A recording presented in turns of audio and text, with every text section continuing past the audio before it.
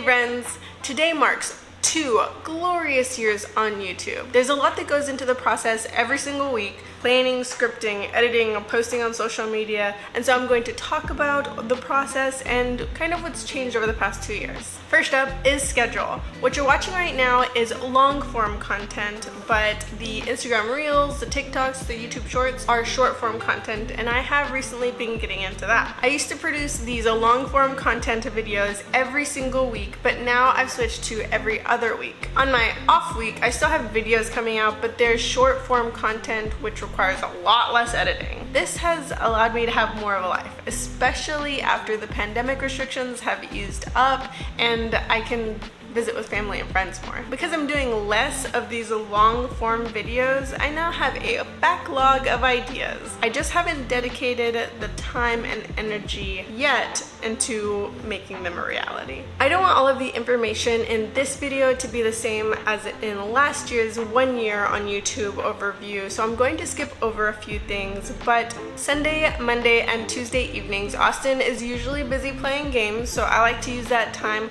for research and video editing.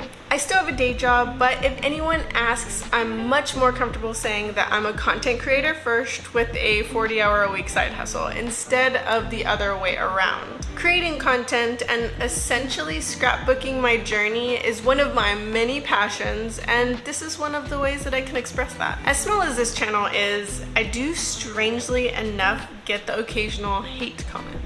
But I've got so much support from you, from family, from friends, from sometimes strangers, that I can brush it off, delete the comment, and block their negativity from this channel. Videos are still reviewed by my mom and sister, and I don't have the words, the vocabulary to express how grateful and appreciative I am of their time and effort they spend reviewing and giving me constructive criticism. However happy I am with the first draft, I know that it can be improved, and they let me know if the music is too loud or if I should go more into detail about a certain topic or less into detail. I do still fall into the comparison trap every once in a while, but then I remember I don't have a full crew capturing video, editing, and color grading everything. It's literally just me doing these things, and I continue to be really happy with the quality of content that I release. Could be better, but I'm not looking for perfection so much as improvements. Moving on to process, I finally submitted into buying an Apple product, a MacBook, which I've heard are better for creatives. It's been working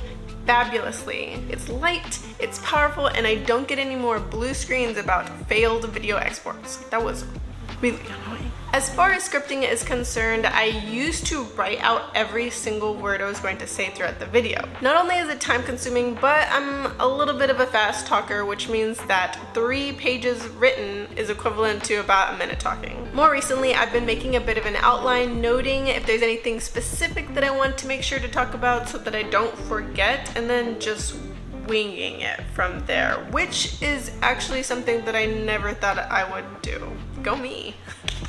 I'd also like to think that over the 2 years, my camera confidence has improved exponentially. All I have to do is look back at that first video, and any doubt that I haven't improved is immediately erased. But giving myself a little bit of grace back then, I wasn't comfortable, so I didn't have that many facial expressions, I lacked a vocal range, and although I'm not quite to the point where I'm talking to the camera like I'm talking to a friend, I would say that it's a huge improvement. I've stayed impressively consistent over the past 2 years with earnings. Every single month, I pull in $0.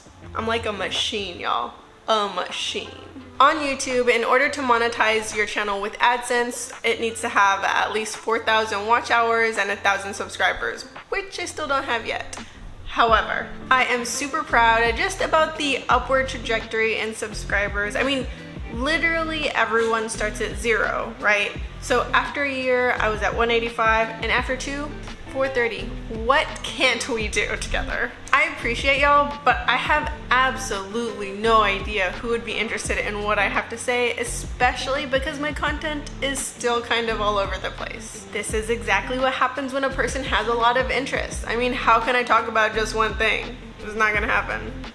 It's just a lot of fun. It's also very time consuming, especially learning the editing software and how to navigate around the camera and all of its options. Still don't have that down. But in the end, it's rewarding in itself. I've created something out of literally nothing, and not only am I learning things and experiencing things and documenting it, but I'm also sharing it in hopes that one day it might be useful to at least one person. So thanks for hanging out with me and joining me on this journey, and I'll see you next week. Bye!